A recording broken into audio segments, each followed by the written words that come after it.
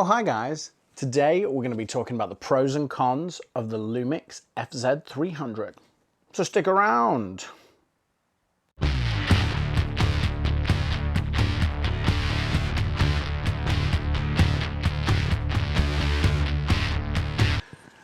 Thanks for sticking around, guys. If this is your first time joining me, welcome to Aeetos Outdoors. My name is David, and this channel is all about my journey into the outdoors. If that sounds like something you're interested in, then please click the subscribe button down here and click the bell icon to turn on notifications. And that way you'll get notified every time I post a video. Right now, that is once a week on a Wednesday. Okay, with that out of the way, let us talk about the pros and the cons of the Lumix FZ300. So, in case you haven't seen my last video, a buddy of mine, Isaac, shout out Isaac Shore Photography, thanks bud. A buddy of mine is trying to sell me this camera, so he's lent it to me for a couple of weeks to test it out and see what it's like. In my last video, which I will link up here, I did a direct comparison having the Lumix sort of here and my iPhone down here and shot on both of them. So I've done that, and it didn't really help me decide whether I want this camera or whether I want to stick with what I've got. Right now I record on the iPhone 11 Pro Max. That's what I'm recording on this very moment, and so that's what I've been using for the majority of my videos. So, backstory out of the way, let's talk about pros and cons. First, let's start with the pros. So, pro number one. This camera has a fixed lens that is from 25mm to 600mm. So this can get some pretty great zoomed in shots. And I will actually link a couple that I've taken recently. I took a picture of an eagle today, and then yesterday I went out and I took a picture of an unknown bird down on the beach. So I'll show them here so you can get an idea of the zoom that you can get with this. So that makes it easy for me. I don't need to worry about buying extra lenses, anything like that. It can shoot pretty well just as is. You know, it's wide enough to get me in the frame when I'm out hiking or whatever. I've done a test video with it that worked relatively well.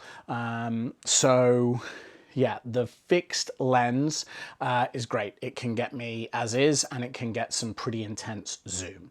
So that is the pro number one. It has a fixed lens. I don't have to worry about lenses.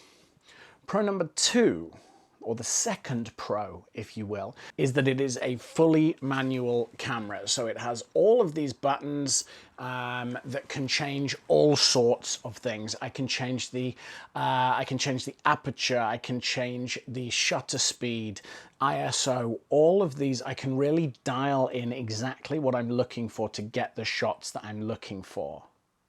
And I will talk about this also as a con. But having manual control over this should, in theory, help me take my videos to the next level. So that I'm considering a pro. It is a fully manual camera, and I really can play with that to get the best out of it. The third pro for this is that it has a flip round screen. So while I'm filming, I can monitor myself and make sure that I'm not out of frame, I'm not blurry, there's not a booger or something like that. So flip out screen is great for YouTube. It also has a mic slot. I have a couple of external mics. I have my lav mic that I have here. I have a Rode VideoMic Pro, I think. And I have access to a Rode VideoMic Pro at work. So the mic input is great. It also has the mount on the top here if I did want to mount either like an additional light maybe, or if I wanted to mount one of the shotgun mics that I have on the top. So that is again a pro. Now the fourth pro that we have is that this can actually pair with an app on my phone to give me remote shutter control. So, and a variety of remote features. I can download stills, but not videos. So that's kind of cool. A little frustrating without the videos though, but I don't edit on my phone, so it's not a big deal. But the app that I can get for this lets me have remote control. So I could set this up on a trail and then I could walk off in the distance, and then as I'm walking towards it, I guess I could trigger it. Depending on the distance, that's something to, maybe something to play with when it's not chucking it down with rain outside. But the app does give it a little bit of additional functionality, so that's kind of cool as well. And so the last pro that I'm going to talk about, and this is very quick, there's not actually much to talk about, is that this is billed as a splashproof and dustproof camera. So where I am in the Pacific Northwest, that is probably going to come in handy because it rains quite a lot here. I most likely wouldn't be taking it like in my canoe, maybe. I'd probably stick with it on dry land and would be cautious about it in the rain. But yeah, it's splashproof and dustproof. So these are the pros of the Lumix FZ300. So it has a fixed 25mm to 600mm lens. It has full manual mode, so I can really delve into that. It has a flip out screen, it has the mic input, and it has the mount on the top. It also pairs with the phone for remote shooting and things, and it is dust proof and splash proof. So those were the pros of the Lumix FZ300. Now on to the cons. This is a full manual camera, as I mentioned in the pros. One of the things that means is I have to learn how to use a fully manual camera.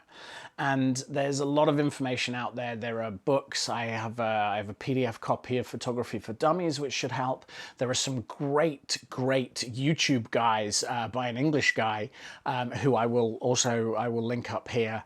He has done a full guide for this specific camera, but it is definitely a steep learning curve going from an iPhone, even though I do have Filmic Pro, but going from that to a fully manual camera, there is a lot to learn about this. So that is the first of the cons. The second con is that where the tripod would mount, or the quick part for the tripod would mount, actually covers the battery pack. This is where the battery is and where the memory card is. So to take images and videos off here, I need to pop this off, take the card out, put it into a card reader.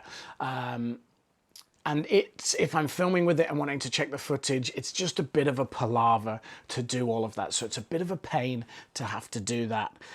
Not necessarily a deal breaker though, I would say, but it's definitely, it could be a bit frustrating. In fact, I have noticed when I filmed my last video, it was quite frustrating when I filmed it again and again and again. So that's the second pro. That's the second con even. Duh. The third con, it ties in with that, and the battery charger for this will not charge via USB, and the batteries will not charge via USB. The best I've found doing some research online is you can get the old 12-volt charger for your car. So I'm not able to charge this off my power bank. I don't really do too many long trips. However, that would be something to be aware of. I'd probably have to buy a couple of extra batteries. My buddy Isaac has 2 batteries for this, so one in the camera and one charged, and I think it does have decent battery life.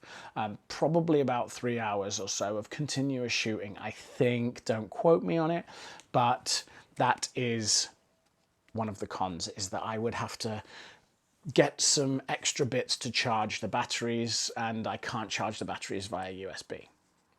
So that is one of the cons. I'm not able to charge this via USB, so my power bank is redundant, and I would have to buy some extra bits for it, which ties nicely in with the fourth con, and that is that I would have to buy some accessories for this.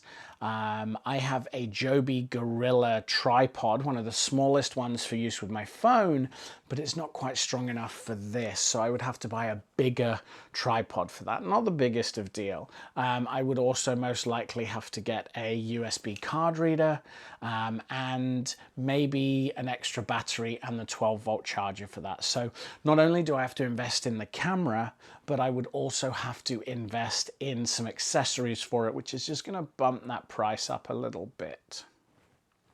So the 4 cons so far that I've identified is it's a manual camera, so I have to learn how to shoot manually. The tripod mount on the bottom blocks access to the battery and the memory card. Not a deal breaker, but a bit of a pain in the butt. It's not overly convenient. It is also not USB rechargeable, and I will need to buy a few accessories for that. Now, I kind of hoped that in making this video, it would make it a little clearer for me as to what I'm going to do, whether I'm going to buy this or not, but ultimately I still don't have that answer. So let me know if anyone out there in the world has this camera. Please comment down below and let me know what are the pros and cons that you think of with this. Have you compared this to anything else? Is this a good starter camera? You know, let me know. I'm open to some feedback from the hive mind of the world out there. So that's it. That's my pros and cons of the Lumix FZ300, or certainly for me. They're my pros and cons. They may not be your pros and cons. If you disagree, again, comment below. If you agree, give the video a thumbs up.